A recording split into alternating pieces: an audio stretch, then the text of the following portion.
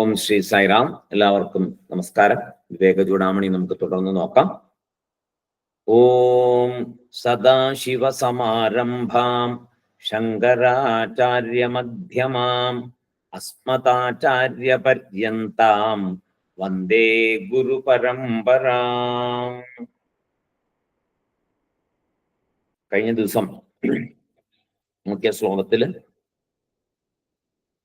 ശിഷ്യൻ ഗുരുവിനോട് ചോദിച്ചു, ഞാനിപ്പോ ഒരു ശൂന്യതയാണ് കാണുന്നത്, എല്ലാ കോശങ്ങളെയും നീക്കിയപ്പോ എനിക്ക് ആത്മാവിനെ കാണാൻ പറ്റുന്നില്ല, ഞാനൊരു ശൂന്യതാണ് കാണുന്നത് എന്ന് പറഞ്ഞപ്പോ ഗുരു പറഞ്ഞു, കുഴപ്പമില്ല, നീ നല്ലവണ്ണം വിചാരം ചെയ്തിരിക്കുന്നു, നീ ബുദ്ധിമാനാണ്, നന്നായി സമർത്ഥനാണ്, നന്നായിട്ട് വിചാരം ചെയ്തിരിക്കുന്നു. കാരണം കോശങ്ങളെല്ലാം നീക്കിയിരുന്നു, അത് കഴിഞ്ഞിപ്പോ ഒന്നും കാണുന്നില്ല എന്നതാണ് പ്രശ്നം. അപ്പോ നീ അവിടെ മറന്നു പോകുന്ന ഒരു കാര്യമുണ്ട്, ഒന്നുമില്ല എന്നതിനെ കാണുന്ന നീ അവിടെ ഉണ്ടല്ലോ. അപ്പൊ ശൂന്യതയല്ല, ഒന്നും എന്തെല്ലാമോ ഉണ്ട് എന്നും കാണാൻ സാധിച്ചു, ഇപ്പോൾ ഒന്നും ഇല്ല എന്നും കാണാൻ സാധിച്ചു. ആ കാണുന്ന ആ സ്വയം ജ്യോതിയാണ്, എല്ലാത്തിനെയും അറിയുന്ന ആ അറിവാണ് ആത്മാ എന്ന് പറഞ്ഞു. അപ്പോ ഒന്നുമില്ല എന്നുള്ളതല്ല, ഒന്നുമില്ല എന്നതിനെ അറിയുന്ന നീയാണ് ആത്മാ എന്ന് പറഞ്ഞു. അപ്പൊ ഇത് ഇങ്ങനെ ആ ഒന്നുമില്ല എന്നുപോലും അറിയുന്ന ആ അറിവ്, ആ അറിവിനെ മനസ്സിലാക്കണമെങ്കിൽ സാധാരണ ബുദ്ധിക്ക് സാധിക്കില്ല. സൂക്ഷ്മമായ ബുദ്ധിയിൽ കൂടി മാത്രമേ അത്രയും ഉന്നതമായ ഒരു ലെവലില് നമുക്ക് അത് അറിയാൻ സാധിക്കുള്ളൂ എന്നാണ് അവിടെ പറഞ്ഞത്. നമുക്ക് അടുത്ത ശ്ലോകത്തിലേക്ക് പോകാം. നമ്മുടെ 65-ാമത്തെ ശ്ലോകം. ജാഗ്രത് സ്വപ്ന സുഷുപ്തിഷു സ്ഫുടതരം യോസൗ സമുജൃംഭത്തെ പ്രദ്യഗ്രൂപതയാ സദാഹമഹമിത്യന്തസ്ഫുരന്നേകധാ നാനാകാര വികാര ഭാഗിന ഇമാൻ പശ്യന്നഹം ധീമുഖാൻ നിത്യാനന്ദചിതാത്മനാ സ്ഫുരതി തം വിദ്ധി സ്വമേദം ഹൃദി. സ്വല്പം വലിയ ഒരു ശ്ലോകമാണ്. മനീഷ പഞ്ചകത്തിലെ ഏതാണ്ട് ഇതുപോലത്തെ ഒരു ജാഗ്രസ്വപ്ന സുഷുപ്തിഷു സ്ഫുടതര എന്ന് പറഞ്ഞൊരു ശ്ലോകം കാണാം.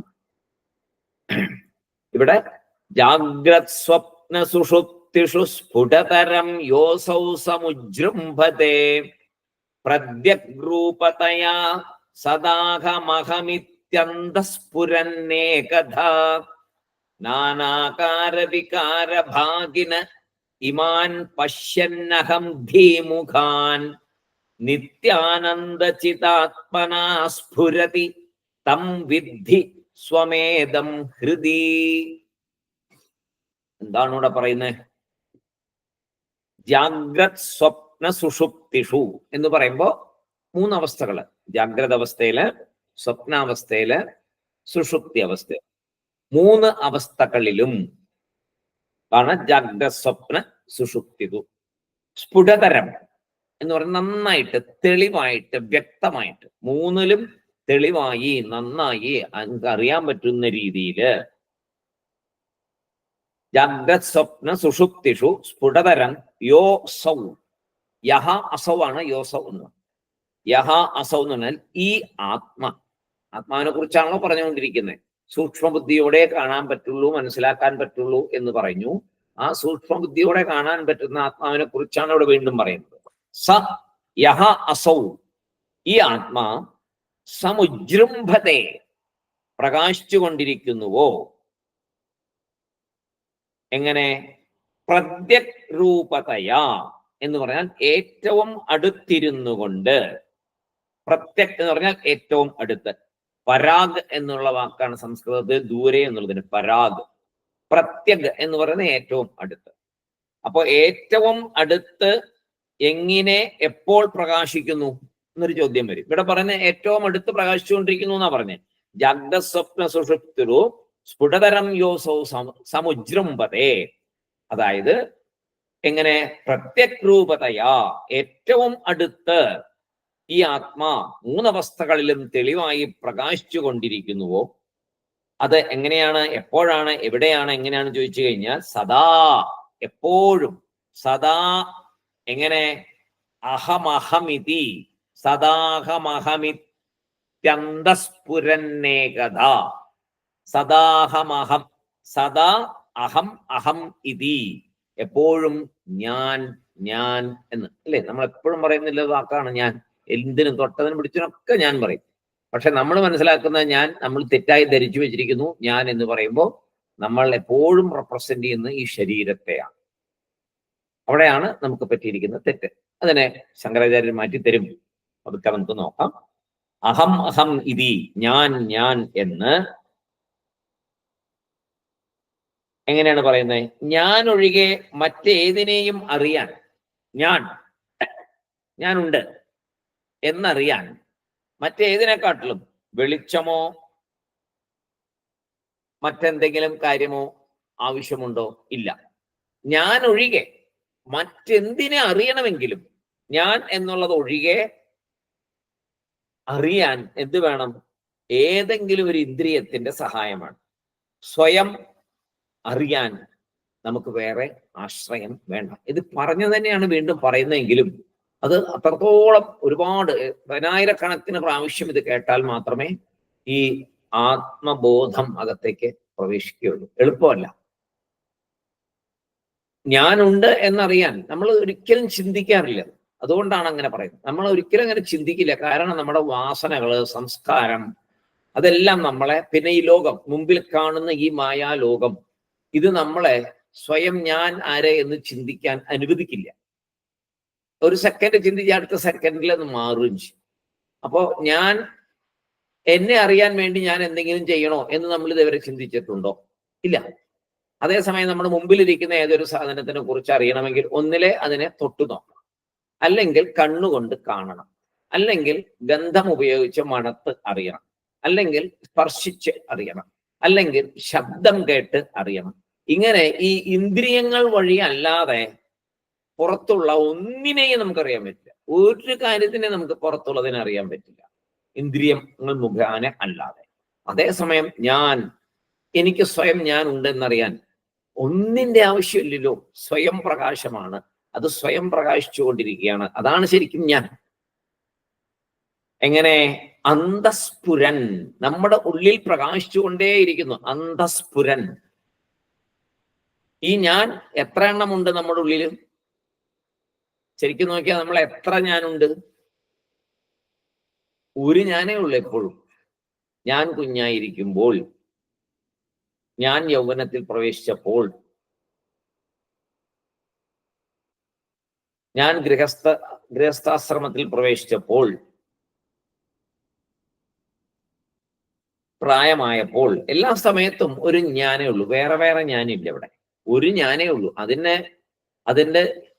നമ്മുടെ ശരീരത്തെ ബന്ധിപ്പിച്ചുകൊണ്ട് പ്രായം പറയുന്നു.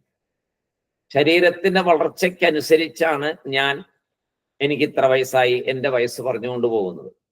ശരീരത്തെ ബന്ധിപ്പിച്ചുകൊണ്ടാണ്. അല്ലെങ്കിൽ അതിന് വയസ്സൊന്നും പറയാൻ പറ്റില്ല. ഇത് എപ്പോഴും ഉള്ളതാണ്, എന്നും ഉള്ളതാണ്, ഒരിക്കലും ഇല്ലാതാവുകയുമില്ല. എന്നും ഉണ്ട്. ഇല്ലാതാകുന്നത് ഈ ശരീരം മാത്രം. അതിലേക്കാണല്ലോ നമ്മൾ പോണേ. അത് മനസ്സിലാക്കാനാണ് നമ്മൾ പോയിക്കൊണ്ടിരിക്കുന്നത്.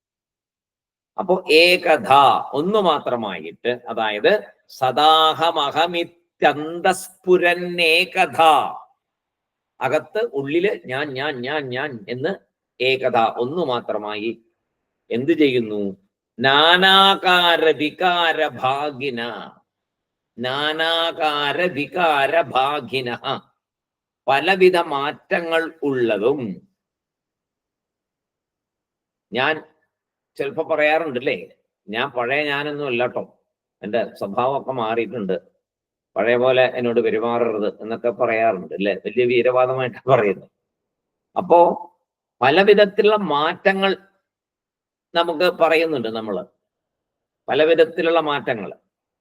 അങ്ങനെ ആ മാറ്റങ്ങൾ ഒക്കെ സംഭവിക്കുമ്പോഴും ഈ മാറ്റങ്ങളെ സാക്ഷിയായി കണ്ടുകൊണ്ട്, ഇമാൻ പശ്യന്നഹം ധീമുഖാൻ, അങ്ങനെ പലവിധ മാറ്റങ്ങൾ ഉള്ളതുമായ ശരീരമായിട്ട് ബന്ധിപ്പിക്കാനാണല്ലോ ഈ മാറ്റം വരുന്നത്. മനസ്സ്, ഇന്ദ്രിയങ്ങൾ ഒക്കെ ബന്ധിപ്പിക്കാനാണ് ഇത് വരുന്നത്. സൂക്ഷ്മ ഇന്ദ്രിയങ്ങളുമായിട്ടും ഒക്കെ ബന്ധിപ്പിക്കുമ്പോഴാണ് നമ്മൾക്ക് ഇങ്ങനെ മാറ്റമുള്ളതായിട്ട്. അങ്ങനെയുള്ള മാറ്റങ്ങളെ കണ്ടുകൊണ്ട്, പശ്യൻ കണ്ടുകൊണ്ട്, അഹം ധീമുഖാൻ, എന്താണതൊക്കെ? അഹങ്കാരം മുതലായ അഹം ധീ എന്ന് പറഞ്ഞാൽ അഹങ്കാരം, ഞാൻ എന്ന ബുദ്ധി, അതിനെ അഹങ്കാരം എന്ന് പറയും. നമ്മള് സാധാരണ മലയാളത്തിൽ കേൾക്കുന്ന അഹങ്കാരം എന്നുള്ള ഡംബ് എന്നുള്ള അഹങ്കാരമല്ല ഇവിടെ ഉദ്ദേശിക്കുന്നത്. ഞാൻ ഈ ശരീരം എന്നിട്ടുള്ള ആ ബുദ്ധിയെയാണ് അഹങ്കാരം എന്ന് പറഞ്ഞാൽ. ഞാൻ ഈ ശരീരമാണ് എന്നുള്ള വിചാരം, അഹങ്കാരം. അപ്പോ നാനാകാര വികാര ഭാഗിന് ഇമാൻ പശ്യന്നഹം ധീമുഖാൻ. അങ്ങനെ ഞാൻ എന്ന ബുദ്ധിയിൽ ഇങ്ങനെ പല പല മാറ്റങ്ങളെ കണ്ടുകൊണ്ട് നിത്യാനന്ദ ചിതാത്മനാസ്ഫുരതി, ഞാൻ എന്ന ബുദ്ധി നിത്യാനന്ദ ചിതാത്മനാസ്ഫുരതി, എന്നും പൂർണമായ ചൈതന്യ സ്വരൂപമായി പ്രകാശിക്കുന്നു. എങ്ങനെയാ പ്രകാശിക്കുന്നേ? സാക്ഷിയായിട്ട്. ഇമാൻ പശ്യന്നഹ എന്ന് പറയുമ്പോൾ ഈ ഇതിനെയൊക്കെ കണ്ടുകൊണ്ടിരിക്കുന്ന ആരാണ്? സാക്ഷി രൂപത്തിലല്ലേ കണ്ടുകൊണ്ടിരിക്കാൻ പറ്റുള്ളൂ. അതുമായിട്ട് ബന്ധപ്പെടുന്ന, ഇപ്പൊ നേരത്തെ നമ്മൾ പറഞ്ഞു സാക്ഷി എന്നാൽ ആരാണെന്ന്. സാക്ഷി എന്ന് പറഞ്ഞു കഴിഞ്ഞാൽ ഒരു എന്താ പറയാ, ഒരു സംഭവം നടക്കുമ്പോൾ അത് കണ്ടുകൊണ്ട്, അതിൽ ഉൾപ്പെടാതെ, അതിൽ ഭാഗഭാക്കാതെ മാറി നിന്നുകൊണ്ട് അത് കൊണ്ടിരിക്കുന്ന ഒരു വ്യക്തിയാണ് സാക്ഷി. അതുപോലെ തന്നെ ഇവിടെ ഈ മാറ്റങ്ങളെയും അഹങ്കാരം ഇതിനൊക്കെ കണ്ടുകൊണ്ട് ഇരിക്കുന്ന ഒരു ബുദ്ധിയുണ്ട്. ആ ഞാൻ എന്ന ബുദ്ധി അവിടെ ഉണ്ട്. ഇതിനെല്ലാം കണ്ടുകൊണ്ട് സാക്ഷിയായിട്ട് അതെന്ത് ചെയ്യുന്നു? അത് എന്നും പൂർണ്ണ ചൈതന്യ സ്വരൂപമായിട്ടാണ് പ്രകാശിക്കുന്നത്. നിത്യാനന്ദ ചിതാത്മനാസ്ഫുരതി, പ്രകാശിച്ചുകൊണ്ടിരിക്കുന്നു. അങ്ങനെ നിത്യാനന്ദ ചിതാത്മനാസ്ഫുരതി തം, അങ്ങനെ പ്രകാശിക്കുന്ന ആ ഞാൻ എന്ന ബുദ്ധിയെ വിദ്ധി, അറിയണം. എങ്ങനെ? സ്വമേതം ഹൃദി, ഹൃദയത്തില് ഈ ഞാനെ, എല്ലാ മാറ്റത്തെയും അറിഞ്ഞുകൊണ്ടും കണ്ടുകൊണ്ടിരിക്കുന്ന ഈ ഞാൻ എന്ന ബുദ്ധിയെ, അതിനെ ഹൃദയത്തില് ഉറപ്പിച്ച് ഈ ഞാൻ എന്നുള്ള ആ അറിവാണ് ആത്മതത്വം. ഞാൻ എന്ന ഞാൻ ആത്മാവാണ് എന്ന് എനിക്ക് പറയാൻ സാധിക്കും. എങ്ങനെ? ഈ മാറ്റങ്ങളെല്ലാം, എന്നിലുണ്ടാകുന്ന എല്ലാ മാറ്റങ്ങളെയും അറിയുന്നുണ്ട് ഞാൻ. അപ്പൊ ഞാൻ ശരിക്കും മാറുന്ന ആളാണോ? അല്ല. മാറ്റത്തെ അറിയുന്ന സാക്ഷി രൂപത്തിലുള്ള ചൈതന്യമാണ് ഞാൻ. സ്വയം ചൈതന്യമാണ് നമ്മൾ ചൈതന്യമാണ്, സ്വയം ജ്യോതിയാണ് നമ്മൾ. പക്ഷെ നമ്മളെ ബന്ധിപ്പിച്ചിരിക്കുന്നത് ശരീരമാണ്. കണ്ടു മനസ്സിലാക്കുന്ന ശരീരം, തൊട്ട് മനസ്സിലാക്കുന്ന ശരീരം, അങ്ങനെ പഞ്ചഭൂതങ്ങളെ കൊണ്ട് നിർമ്മിതമായ ഈ ശരീരം, പിന്നെ സൂക്ഷ്മമായിട്ടുള്ള പഞ്ചസൂക്ഷ്മഭൂതങ്ങളെ കൊണ്ടുണ്ടാക്കിയിരിക്കുന്ന ശരീരം, ഇതൊക്കെ നമ്മൾ വിചാരിച്ചുകൊണ്ടിരിക്കുന്നു ഞാൻ. ആക്ച്വലി ഞാനതല്ല. ശരിക്കും ഞാൻ ആരാണ്? ഈ കുഞ്ഞിലെ തൊട്ടുള്ള ഗർഭത്തിൽ നിന്ന് പുറത്തേക്ക് വന്ന അറിവ് എന്നുള്ള ആ അറിവ് പ്രവർത്തിച്ചു തുടങ്ങിയ അന്നു മുതൽ ഇന്നു വരെ ഞാൻ എന്നുള്ള ഒരു അറിവ്, അതിന് പ്രത്യേകിച്ച് ആരും സഹായിക്കേണ്ട, ഒന്നും ചെയ്യേണ്ട, ഞാനുണ്ട് എന്ന് എനിക്കറിയുന്നത്. ഈ ഞാനാണ് ഈ മാറ്റങ്ങളെ മുഴുവൻ കണ്ടുകൊണ്ടിരിക്കുന്നത്. എൻ്റെ കൈ വളർന്നു, എൻ്റെ കാല് വളർന്നു, എൻ്റെ കാല് തളർന്നു, എൻ്റെ ഈ വലത്തെ കൈ അനക്കാൻ മേല, എനിക്കൊരു അറ്റാക്ക് വന്നു, അവിടെ ഇരിക്കാൻ മേല, നിൽക്കാൻ മേല, കാണാൻ മേല, ഇങ്ങനെ ഇതെല്ലാം അറിയുന്ന ആരാണ്? എല്ലാം ഞാനാണ് അറിയുന്നത്. ഞാൻ ഇതെല്ലാം അറിയുന്നുണ്ട്. ഇതെല്ലാം എവിടെ? ഈ മാറ്റങ്ങളെല്ലാം എവിടെ സംഭവിക്കുന്നത്? ഒന്നിലെ സ്ഥൂല ശരീരത്തിൽ, അല്ലെങ്കിൽ സൂക്ഷ്മ ശരീരത്തിൽ. സൂക്ഷ്മ ശരീരത്തിൽ മാറ്റം വരുമ്പോഴാണ് ഓർമ്മയില്ല, മറവിയാണ്, മറ്റത് മറിച്ചത്, ഒരുപാട് പ്രശ്നങ്ങൾ വരും. സ്ഥൂല ശരീരത്തിൽ മാറ്റം വരുമ്പോൾ പ്രായമാകുന്നു, എണീക്കാൻ വയ്യ, നടക്കാൻ വയ്യ, ഇരിക്കാൻ വയ്യ, മുട്ടുവേദന, കാലുവേദന, ഇങ്ങനെയൊക്കെ വരും. ഇതെല്ലാം ഞാനാണ് അറിയുന്നത്. എന്റെ മുട്ടുവേദനിക്കുന്നു, എനിക്ക് വേദനയുണ്ട്. അപ്പൊ മനസ്സിലെന്താ സംഭവിക്കുന്നത്? മനസ്സിലും ആ മാറ്റങ്ങളെ അറിയുന്നു. നേരത്തെയൊക്കെ നല്ല സന്തോഷമായിരുന്നു, ഇപ്പൊ എന്റെ മനസ്സിന് അത്ര സന്തോഷം പോരാ, അങ്ങനെ പറയാറുണ്ട്. അപ്പോ ഇപ്പൊ നല്ല സന്തോഷമാണ്, എപ്പോഴാണ് എന്തെങ്കിലും പ്രശ്നം വരുമെന്ന് അറിയില്ല എന്നും പറയുന്നുണ്ട്.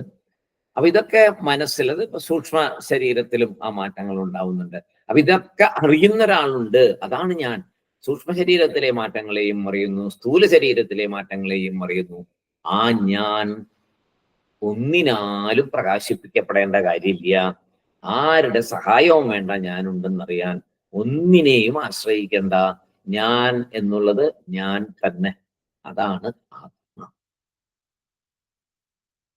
അപ്പൊ അങ്ങനെ ഈ ശ്ലോകം ഇങ്ങനെ പറഞ്ഞുകൊണ്ട് ആചാര്യസ്വാമികൾ അവിടെ പഞ്ചകോശ വിവേകവും ജീവസ്വരൂപ നിർണയവും ഇവിടെ തീർക്കുകയാണ് ചെയ്യുന്നത്. ഈ ശ്ലോകം കൊണ്ട് ഇവിടെ അങ്ങ് തീർക്കുകയാണ്. അടുത്ത ഒരു ശ്ലോകം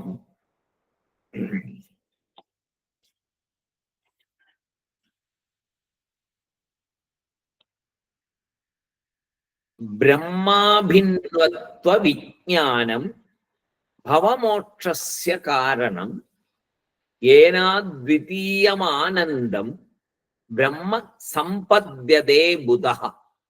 66-ാമത്തെ ശ്ലോകം. ബ്രഹ്മാഭിന്വത്വ വിജ്ഞാനം, ബ്രഹ്മാഭിന്വത്വ വിജ്ഞാനം, ബ്രഹ്മാ ദീർഘമുണ്ട്, ബ്രഹ്മാഭിന്വത്വ വിജ്ഞാനം ഭവമോക്ഷസ്യ കാരണം യേനാദ്വിതീയമാനന്ദം ബ്രഹ്മ സമ്പദ്യതേ ബുധഃ. ഞാൻ ഇന്ന് ഇട്ടിട്ടില്ല, നാളെ ഇടാം. ഇന്ന് മറ്റേ ശ്ലോകം ഇട്ടുള്ളൂ, വിട്ടുപോയി. ബ്രഹ്മാഭിന്നത്വ വിജ്ഞാനം ഭവമോക്ഷസ്യ കാരണം ഏനാദ്വിതീയമാനന്ദം. ഏനാദ്വിതീയ, അവിടെ നായ്ക്ക് ദീർഘമുണ്ട്. ഏനാദ്വിതീയമാനന്ദം ബ്രഹ്മസമ്പദ്യതേ ബുധഃ. അതായത് ശരിക്കിപ്പോ നമ്മൾ കുറച്ചുകൂടെ എന്താ പറയാ ഗഹനമായ ഭാഗത്തേക്ക് പ്രവേശിച്ചുകൊണ്ടിരിക്കുകയാണ് ആത്മതത്വത്തിന്റെ. വേദാന്തത്തിന്റെ സാരം എന്താണ് ശരിക്കും പറഞ്ഞാൽ? എവിടെയാണ് നമുക്ക് വേദാന്തത്തിന്റെ സാരം നമുക്ക് അറിയാൻ പറ്റുക? നമ്മൾ പഠിച്ചതാണ് കേട്ടോ, നമ്മളെല്ലാവരും പഠിച്ചതാണ്, പല പ്രാവശ്യം നോക്കിയതാണ്. എവിടെ നിന്നാണ് വേദാന്ത സാരം നമുക്ക് കിട്ടുക? 4 വാക്യങ്ങളുണ്ട് അല്ലേ? 4 മഹാവാക്യങ്ങൾ നമ്മൾ പഠിച്ചതാണ്, അഹം ബ്രഹ്മാസി എന്നൊക്കെ തൊട്ട്. ആ മഹാവാക്യങ്ങളിൽ നമുക്ക് വേദാന്തത്തിന്റെ സാരം കിട്ടും. ഈ മഹാവാക്യങ്ങളെ മനസ്സിലാക്കാൻ നമ്മൾ പ്രത്യേകം ക്ലാസ് എടുത്തായിരുന്നതിന് വേണ്ടിയിട്ട് പല കാര്യങ്ങൾ ഉപനിഷത്തിൽ പറയും, ഈ മഹാവാക്യങ്ങളെ നമുക്ക് മനസ്സിലാക്കി തരാനായിട്ട്. വേദാന്തം എന്തു പറയുന്നു എന്ന് ചോദിച്ചാൽ മഹാവാക്യങ്ങളെ വിശദീകരിക്കുകയാണ് ചെയ്യുന്നത്. തത്വമസി അതിനെ വിശദീകരിക്കും, തത് ത്വം അസി എന്നതിനെ വിശദീകരിക്കുമ്പോൾ മഹാവാക്യ വിശദീകരണമായി ഉപനിഷത്തിന്റെ ജോലി അതാണ്. മഹാവാക്യങ്ങളെയെല്ലാം വിശദീകരിച്ച് പറഞ്ഞ് നന്നായിട്ട് നമുക്ക് മനസ്സിലാക്കി തരിക. അതായത് വലിയ പ്രയോജനം ചെയ്യുന്നതാണ് മഹാവാക്യം എന്ന് പറയുന്നത്. മഹാ എന്ന് പറഞ്ഞാൽ വലിയ പ്രയോജനം ചെയ്യുന്നത് മഹാവാക്യം. ആ വാക്യങ്ങൾ വലിയ പ്രയോജനം നമുക്ക് ചെയ്യും. അതിന്റെ ലക്ഷണം എന്താണ്? മഹാവാക്യത്തിന്റെ ലക്ഷണം എന്താന്ന് വെച്ചാൽ, ഏതൊരു വാക്യം ജീവ പരമാത്മ ഐക്യം എന്നതിനെ പറഞ്ഞു തരുന്നുവോ, ജീവ പരമാത്മ ഐക്യത്തിന്റെ മറ്റൊരു പേരെന്താണ്? മോക്ഷം. മോക്ഷം എന്ന് പറഞ്ഞാൽ വേറൊന്നുമല്ല, ജീവ പരമാത്മ ഐക്യം. അപ്പോ ആ വലിയ തത്വത്തെ, ജീവ പരമാത്മ ഐക്യത്തെ പറഞ്ഞു തരുന്നതാണ് തത് ത്വം അസി മുതലായിട്ടുള്ള മഹാവാക്യങ്ങൾ. ജീവ ഈശ്വര ഐക്യം, ജീവ പരമാത്മ ഐക്യം എല്ലാം ഒന്നു തന്നെ. അപ്പൊ ഈ ജീവ ഈശ്വര ഐക്യത്തെ നന്നായിട്ട് പറഞ്ഞു തരാനായിട്ട് വിചാരം ചെയ്യും. എന്തിനെ? ഈ മഹാവാക്യങ്ങളെ വിചാരം ചെയ്യും. കാര്യമായിട്ട് അതിനെക്കുറിച്ച് പഠിച്ച് ചർച്ച ചെയ്ത് ആണ് ഈ ജീവ ഈശ്വര ഐക്യത്തെ മഹാവാക്യത്തിൽ കൂടി നമുക്ക് മഹാവാക്യത്തിനെ വിചാരം ചെയ്ത് നമുക്ക് പറഞ്ഞു തരുന്നത്. അപ്പൊ സാധാരണ വളരെ പ്രസിദ്ധമായിട്ട് ഇതിനെടുക്കുന്ന ഒരു വാക്യം തത് ത്വം അസി എന്നുള്ളതാണ്. തത്വമസി എന്നുള്ള വാക്യമാണ് ഛാന്തോഗ്യോപനിഷത്തിലെ. തത്വമസി എന്ന വാക്യമാണ് സാധാരണ ജീവ ഈശ്വര അല്ലെങ്കിൽ ജീവ ബ്രഹ്മ ഐക്യത്തെ കുറിച്ച് മനസ്സിലാക്കി തരുവാനമായിട്ട് പ്രസിദ്ധമായിട്ട് ഉപയോഗിക്കുന്ന വാക്യം. തത് എന്ന് പറഞ്ഞാൽ അത്, തത് എന്ന് പറഞ്ഞാൽ അത്, ത്വം നീ, അസി അങ്ങനെ ഇരിക്കുന്നു, അത് നീ തന്നെ എന്ന് പറയുന്നതാണ് തത് ത്വം അസി. തത് ത്വം അസി എന്നുള്ളതാണ് തത്വമസി എന്ന് പറയുന്നത്. നീ അത് തന്നെയായിരിക്കുന്നു. ആയിരിക്കുന്നു എന്ന് പറഞ്ഞാൽ മാറിയിരിക്കുന്നു എന്നല്ല, അങ്ങനെ ഇരിക്കുന്നു.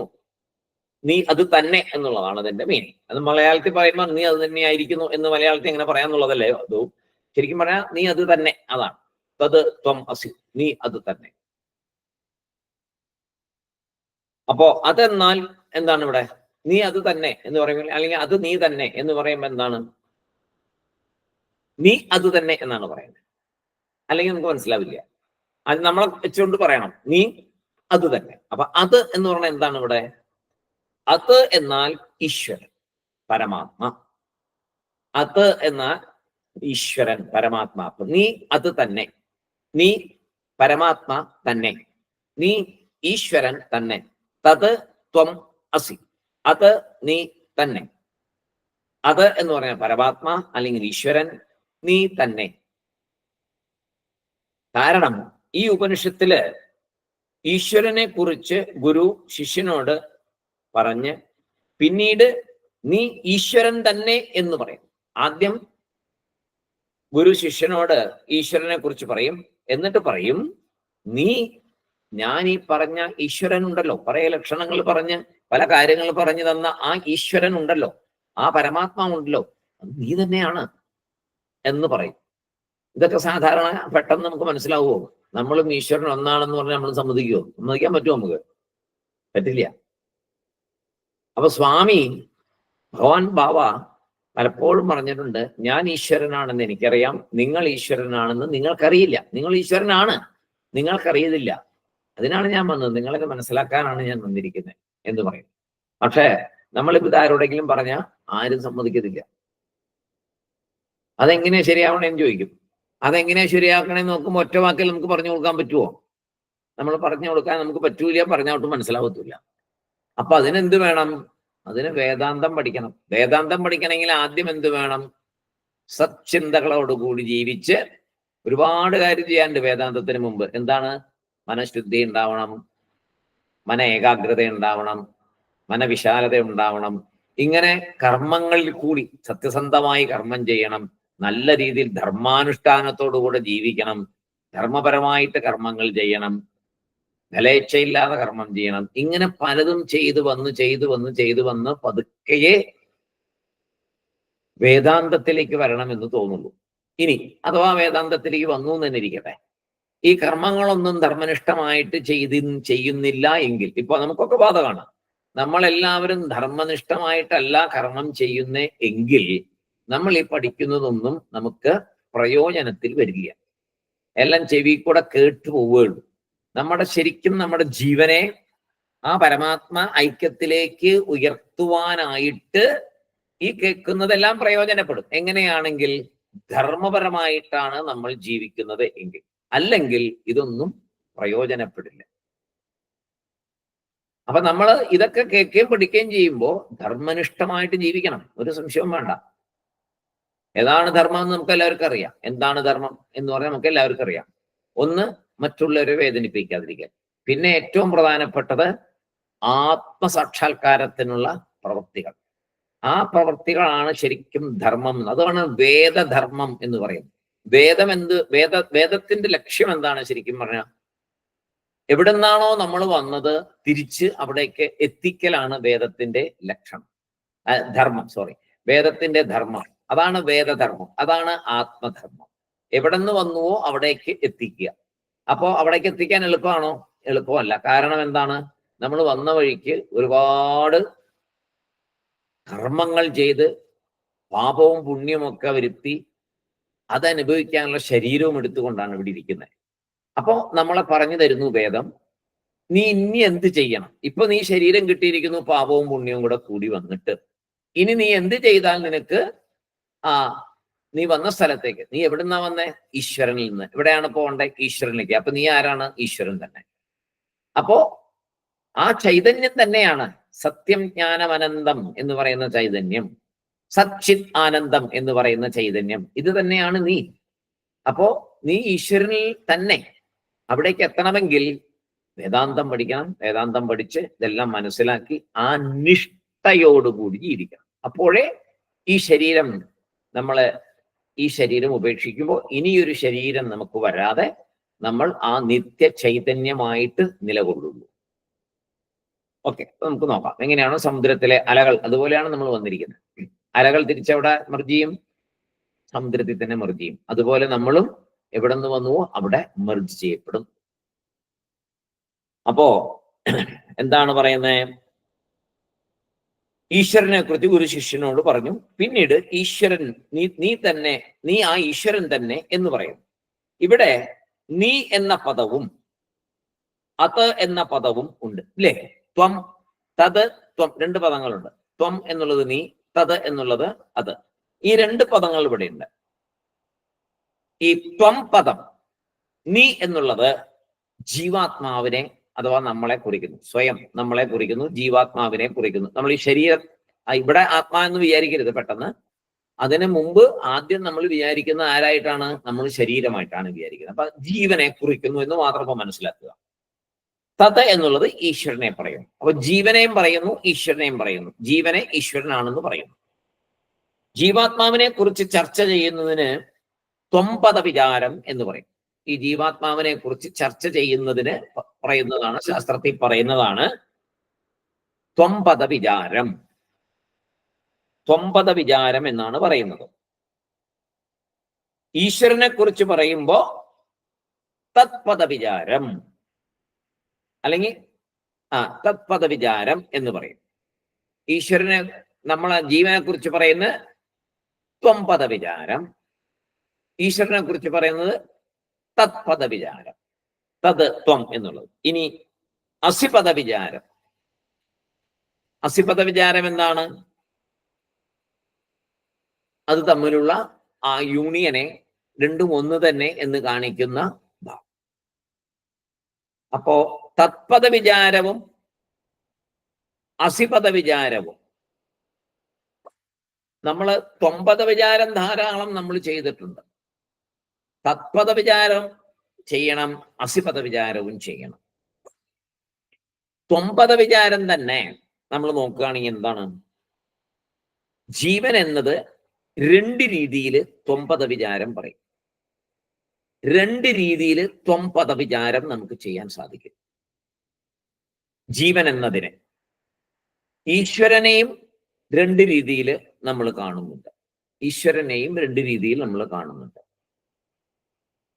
അപ്പൊ എങ്ങനെയാ അതൊക്കെ എന്ന് പറഞ്ഞാൽ, ജീവനെ ശരീരത്തോടു കൂടി ചേർന്ന് ചിന്തിച്ചാൽ ആ ജീവൻ ആരെ എന്നൊരു ചോദ്യം. ജീവനെ ശരീരവുമായിട്ട് ബന്ധിപ്പിച്ച് ചിന്തിക്കുമ്പോ ആ ജീവൻ എന്നത് ആര്? ഒരു ചോദ്യം.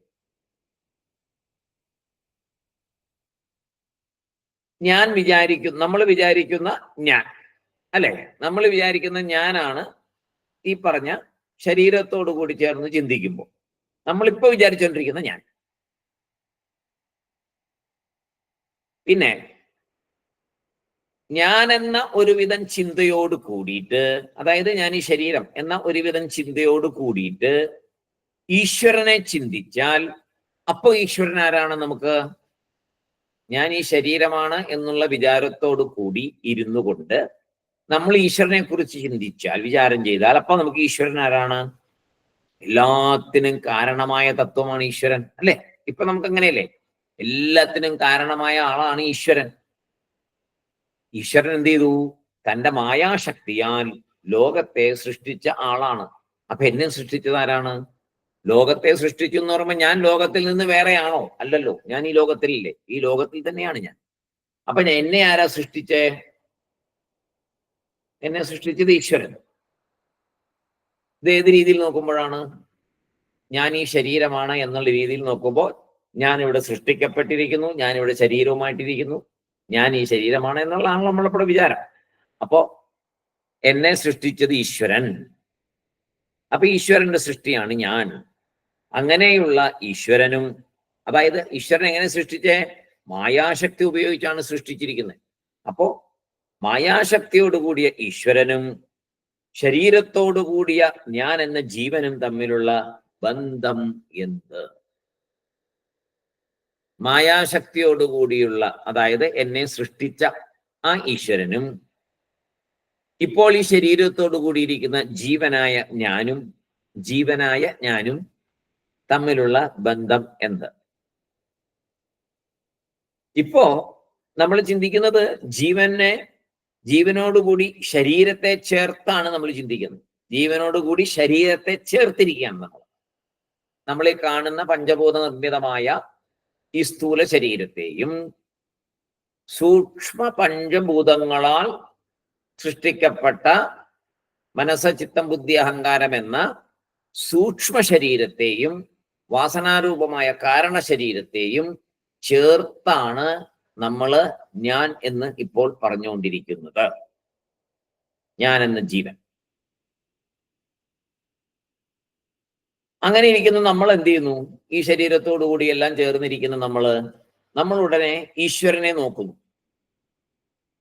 അപ്പൊ ലോകത്തിന് തന്നെ കാരണമായ ആളായിട്ടാണ് നമ്മൾ ഈശ്വരനെ കാണുന്നത്. ശരീരത്തിൽ ഇരുന്നു കൊണ്ട് ഞാൻ ശരീരമാണെന്ന് വിചാരിച്ചുകൊണ്ട് നമ്മൾ ഈ ലോകത്തെ നോക്കുമ്പോൾ ഈശ്വരൻ സൃഷ്ടിച്ചതാണ് ഈ ലോകം. ഈശ്വരൻ സൃഷ്ടാവ്. അപ്പോ ആരാണ് ശരിക്കും കാരണം ഈ ലോകത്തിന്? നേരത്തെ കാര്യം കാരണം എന്നുള്ള സംഭവം നമ്മൾ നന്നായിട്ട് പഠിച്ചിട്ടുണ്ട് വേദാന്തത്തിലെ. കാരണവും കാര്യവും സാധാരണ കാരണം എന്ന് പറയുന്ന രീതിയിലല്ല അതിന്റെ മീനിങ് എന്നുള്ളത് നേരത്തെ പറഞ്ഞിട്ടുണ്ട്. വേദാന്തത്തിലെ കാര്യകാരണം എന്നുള്ള സംഭവം. അപ്പോ ഇവിടെ ഈശ്വരൻ കാരണം, അതായത് ഈശ്വരനിൽ നിന്നാണ് ഉണ്ടായി, ഈശ്വരനാണ് ഇതിനെല്ലാം കാരണം. അതായത് ഈശ്വരൻ നമ്മയെല്ലാം സൃഷ്ടിച്ചു. നാം ആരാണ്? നാം കർമ്മം ചെയ്യുന്ന ആൾക്കാർ അല്ലേ? നമ്മളെ സൃഷ്ടിച്ചു, നമ്മളിവിടെ കർമ്മം ചെയ്തുകൊണ്ടിരിക്കുകയാണ്.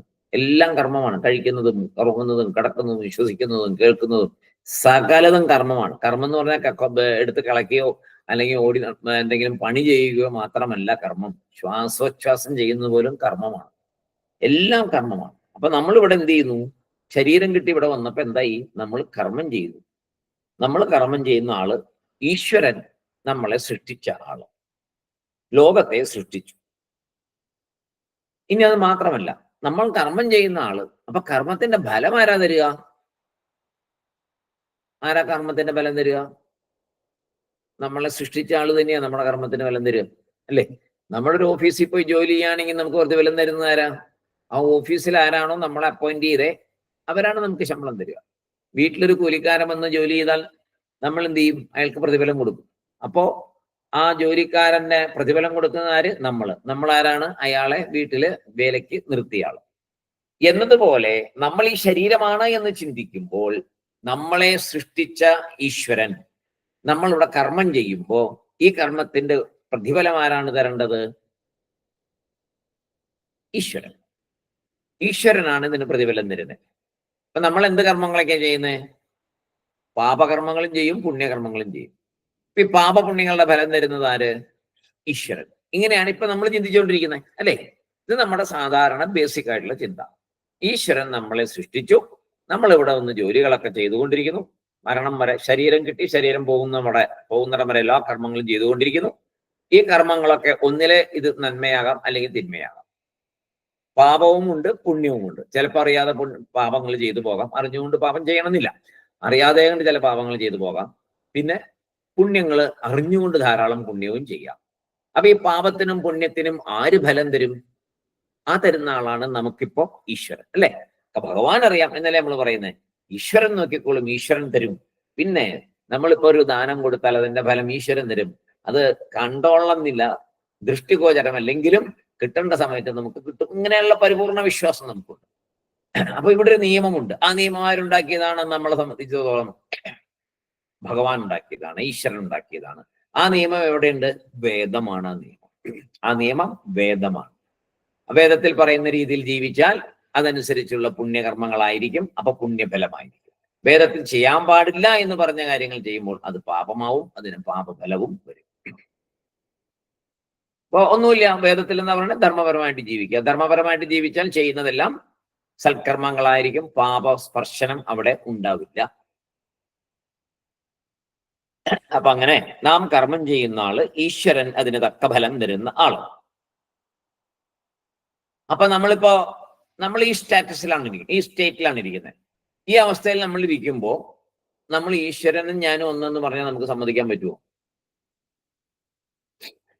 ഇപ്പൊ നമുക്കത് സമ്മതിക്കാൻ പറ്റുമോ? ഞാനും ഈശ്വരനും ഒന്ന്. ഇപ്പോഴത്തെ നമ്മുടെ അവസ്ഥ എങ്ങനെയാ? നമ്മളെ സൃഷ്ടിച്ചത് ഈശ്വരൻ, നമ്മളിവിടെ വന്ന് കർമ്മങ്ങൾ ചെയ്യുന്നു. ഈ കർമ്മങ്ങൾക്ക് ഒരു ബലമുണ്ട്, ഈ ബലം തരുന്നത് ഈശ്വരൻ. അപ്പൊ ഒരാൾ പറയേ, നിങ്ങൾ പുസ്തകമൊക്കെ വായിച്ചു നോക്കുക, രമണ മഹർഷി പറഞ്ഞിട്ട് ബാബ പറഞ്ഞിട്ട് പുസ്തകം വായിച്ചു നോക്കുക, നിങ്ങൾ ഈശ്വരനെ കൊന്നു തന്നെയാണ്. നമുക്ക് സമ്മതിക്കാൻ പറ്റില്ല. നമ്മൾ പറയാം അങ്ങനെയല്ല, ഞാൻ ഈശ്വരനാൽ സൃഷ്ടിക്കപ്പെട്ട ഒരാളാണ്, ഞാൻ ചെയ്യുന്ന കർമ്മങ്ങൾക്കൊക്കെ ബലമുണ്ട്, എന്റെ കർമ്മ ഫലദാതാവ് ഈശ്വരനാണ്, അപ്പൊ ഞാനും ഈശ്വരൻ ഒന്നല്ല, രണ്ടും രണ്ടാണ്. അങ്ങനെയാണ് നമ്മളിപ്പോ പറയുള്ളൂ. നമ്മൾ അതൊക്കെ പറയാൻ പറ്റുള്ളൂ. നമുക്ക് നമ്മുടെ സാധനയൊക്കെ അത്രയൊക്കെ ആയിട്ടും. അപ്പൊ ഈശ്വരൻ ഞാനും ഒന്ന് എന്ന് നമ്മളിപ്പോൾ പറയില്ല. ഇനി അങ്ങനെ പറയാനും പാടില്ല. കാരണം എന്താ? ആ ഒരു അവസ്ഥയിലാകാതെ അങ്ങനെ പറയാൻ പാടുവോ? ഈ ശരീരബോധം വെച്ചുകൊണ്ടിരിക്കുന്നിടത്തോളം കാലം പറയാൻ പാടുവോ? പാടില്ല. പറഞ്ഞാലോ അത് തെറ്റാണ്. ആവണ്ടേ? ആ ഒരു അവസ്ഥയിലെത്തിയാലല്ലേ, ആ അവസ്ഥയിലെത്തിയ ആളൊന്നും പറയത്തില്ല. അതാണ് വേറൊരു പ്രത്യേകത. ആ അവസ്ഥയിലെത്തിയ ആള് ഒരിക്കലും ഒന്നും മിണ്ടില്ല. അയാള് ആ നിത്യാനന്ദത്തിലായിരിക്കും.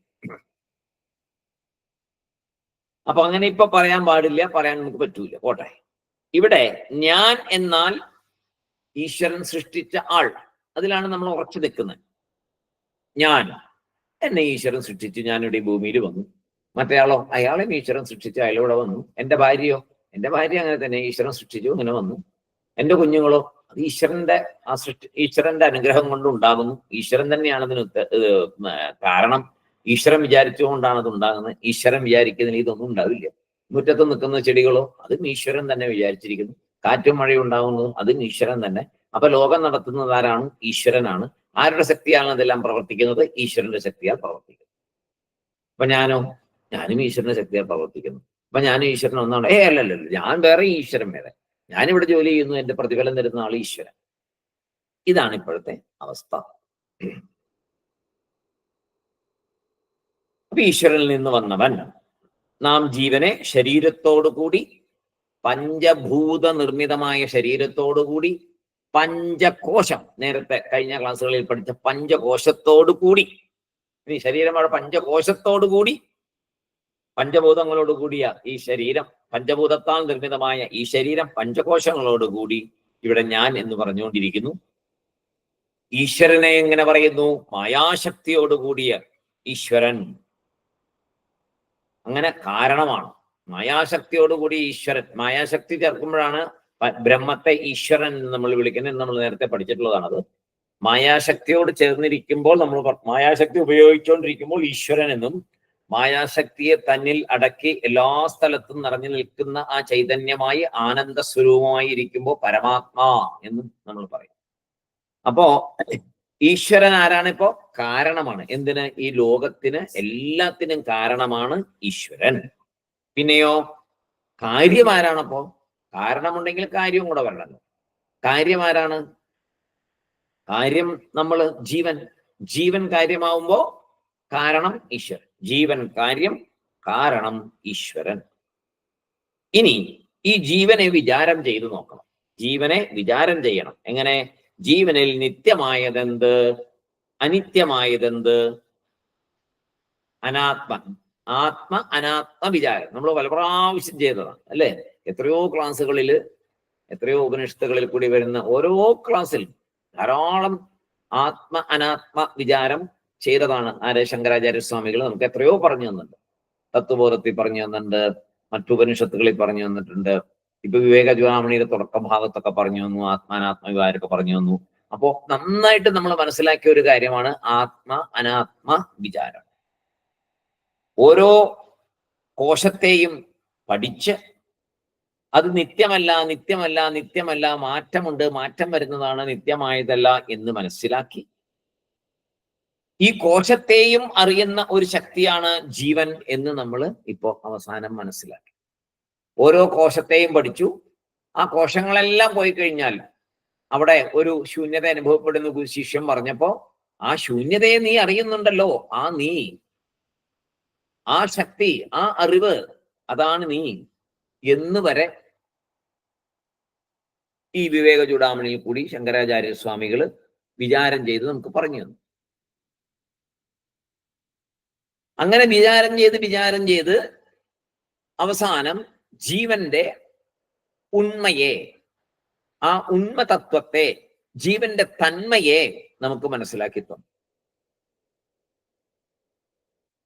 അപ്പോ ഇപ്പൊ നമ്മൾ എങ്ങനെയാ ജീവനെ മനസ്സിലാക്കുന്നത്? പഞ്ചകോശമില്ലാത്ത അവസ്ഥയിൽ എല്ലാ കോശങ്ങളെയും ഓരോന്നോരോന്നായിട്ട് മറികടന്ന് സത്യമല്ല എന്ന് മനസ്സിലാക്കി വന്ന് പഞ്ചകോശത്തിനും സാക്ഷിയായിരിക്കുന്ന ഒരു ജീവനെ നമ്മൾ കാണുന്നു. അവിടേക്ക് എത്തി നമ്മൾ. പഞ്ചകോശത്തെയും ഒരു സാക്ഷിയായി കാണുന്ന ജീവനെ നമ്മളിപ്പോ കാണുന്നു.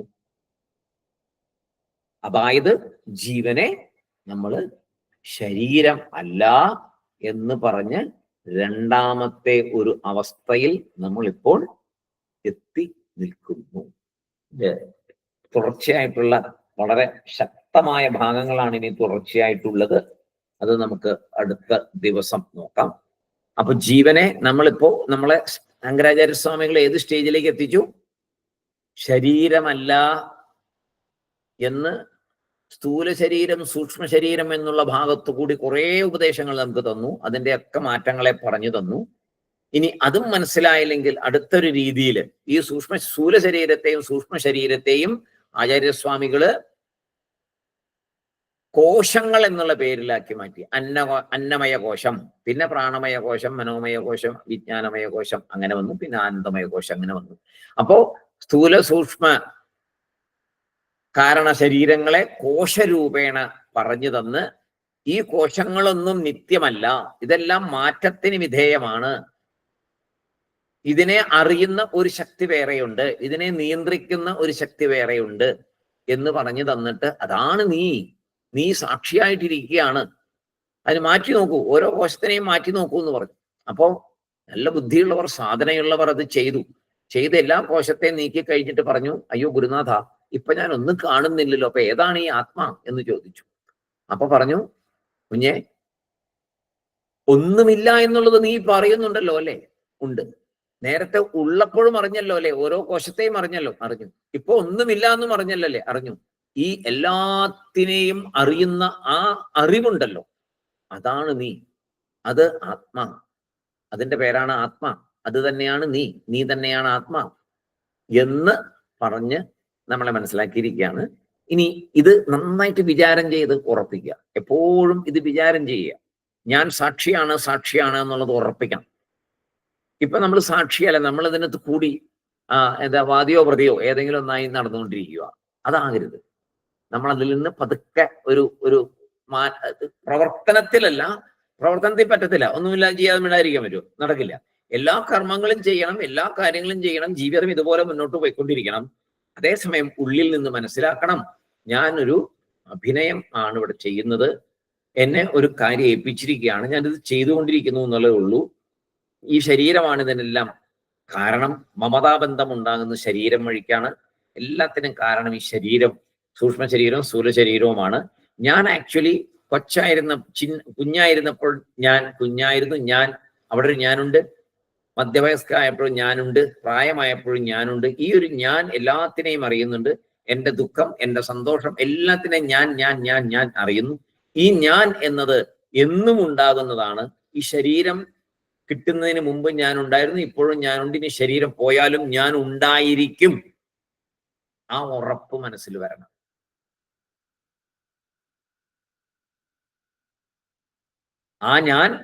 അങ്ങനെ ഞാൻ മനസ്സിലായാൽ ഇവിടെ നിറഞ്ഞു നിൽക്കുന്ന, പ്രപഞ്ചം മുഴുവൻ നിറഞ്ഞു നിൽക്കുന്ന ആ സച്ചിത് ആനന്ദമാണ് ഞാൻ എന്ന് മനസ്സിലാക്കാൻ ഈ ജന്മമല്ലെങ്കിലും ഇനിയുള്ള ജന്മത്തിലെങ്കിലും സാധിക്കും. ഈ ജന്മത്തിൽ സാധിക്കണം. ശരിക്കും അതിനുവേണ്ടി പ്രയത്നിക്കണം. നന്നായിട്ട് പ്രയത്നിച്ചാൽ സാധിക്കാം എന്നാണ് വേദാന്തം പറയുന്നത്. സാധിക്കും എന്ന് വേദാന്തം പറയുന്നു. പക്ഷെ നമുക്കൊരു കോൺഫിഡൻസ് പോരെ. നമ്മളിപ്പോഴും ഈ എന്താ പറയുക, സംസാരത്തിൽ നിന്ന് മോചനം കിട്ടും എന്നൊരു തോന്നൽ പോലും ഇല്ലാതെ നമ്മൾ ജീവിക്കുന്നത്. വീണ്ടും പ്രാരബ്ധങ്ങൾ കൂട്ടി വെക്കുന്നു, അങ്ങനെ പ്രവർത്തിക്കുന്നു. അതിൽ നിന്നൊക്കെ എന്താ പറയുക, വൈരാഗ്യം വരണം. വൈരാഗ്യം വന്ന് ഓരോന്നിനും വൈരാഗ്യം വന്ന് എനിക്ക് ഇന്ന് എൻ്റെ കണ്ണുകൊണ്ട് ഒന്നും കണ്ട് തൃപ്തിപ്പെടേണ്ടതായിട്ടില്ല. എനിക്കിനി എൻ്റെ ചെവി കൊണ്ട് ഒന്നും കേട്ട് തൃപ്തിപ്പെടേണ്ടതായിട്ടില്ല. എനിക്ക് എൻ്റെ നാക്കുകൊണ്ട് ഒന്നും കഴിച്ച് ഇനി ഒരു തൃപ്തി വരേണ്ടതായിട്ടില്ല. എനിക്ക് എൻ്റെ സ്പർശനം കൊണ്ട് ഒരു തൃപ്തിയും ഇനി വരേണ്ടതായിട്ടില്ല. ഒരു ഗന്ധം കിട്ടിയിട്ട് എനിക്ക് ഇനി ഒന്നും തൃപ്തിപ്പെടേണ്ടതായിട്ടില്ല. എൻ്റെ എല്ലാ ഇന്ദ്രിയങ്ങൾ കൊണ്ടും ഞാൻ തൃപ്തനാണ്, ഇനി എനിക്കൊന്നും വേണ്ട. ഈ അവസ്ഥയിലേക്ക് വരണമെങ്കിൽ വൈരാഗ്യമില്ലാതെ സാധിക്കില്ല. അപ്പൊ വൈരാഗ്യം ശീലിച്ചേ പറ്റൂ. അങ്ങനെ വൈരാഗ്യം ശീലിച്ച് നന്നായിട്ട് ശീലിക്കണം. ആ വൈരാഗ്യം വരണമെങ്കിൽ എന്ത് വേണം? ആദ്യം വിവേകം ഉണ്ടാകണം. നല്ലത് ചീത്ത തിരിച്ചറിയണം. ധർമ്മവും അധർമ്മവും വിവേകപരമായി ചിന്തിച്ചറിയണം. എന്നിട്ട് ധർമ്മപാതയിൽ കൂടെ പോകണം. ധർമ്മപാതയിൽ കൂടെ പോയി ഞാൻ ആര്, ഈശ്വരൻ ആര് എന്നുള്ള ഈ തത്വങ്ങളൊക്കെ മനസ്സിലാക്കണം. അപ്പോ ഞാൻ എന്ന ആ എൻ്റെ ഒറിജിനൽ, എൻ്റെ ശരിയായ ഞാൻ എന്താണെന്ന് നമുക്ക് അറിയണമെങ്കിൽ വേദാന്തം പഠിക്കണം. അങ്ങനെ പഠിച്ചുകൊണ്ടിരിക്കുമ്പോഴാണ് ഇപ്പൊ തത്വബോധവും ഇതാ വിവേക ചൂടാമണിയിൽ കൂടെയൊക്കെ നമ്മൾ പോയിക്കൊണ്ടിരിക്കുന്നത്. ഈ വിവേക ചൂടാമണി ഇപ്പൊ കിട്ടിയ അറിവ് ഈ പഞ്ചകോശങ്ങളെയും ആക്കി അതിന്റെ ഉണ്ടെന്നുള്ള അവസ്ഥയും ഇല്ല എന്നുള്ള അവസ്ഥയും മനസ്സിലാക്കിയിരിക്കുന്ന ഞാൻ അറിവ് സ്വരൂപമാണ്. ഞാൻ തന്നെയാണ് ആത്മ. ഇത് നമ്മുടെ ഉള്ളിൽ ഉറയ്ക്കാനായിട്ട് ഭഗവാൻ ബാബ നമ്മളെ അനുഗ്രഹിക്കട്ടെ എന്ന് പ്രാർത്ഥിക്കുന്നു. എല്ലാവർക്കും നമസ്കാരം. അടുത്ത ദിവസം നമുക്ക് വീണ്ടും കാണാം. ബാക്കി ഭാഗങ്ങളുമായിട്ട് നമുക്ക് മുന്നോട്ട് പോകാം. എല്ലാവർക്കും സായിറാം. ഓം പൂർണ്ണമദ പൂർണ്ണമിദം പൂർണ്ണാത് പൂർണ്ണമുദിച്യത്തെ പൂർണ്ണസ്യ പൂർണ്ണമാദായ പൂർണ്ണമേവാവശിഷ്യത്തെ. ഇത് തന്നെയാണ് സാരം. സായിറാം. സായിറാം. സായിറാം. സാർ. സായിറാം. സായിറാം. സായിറാം സാർ.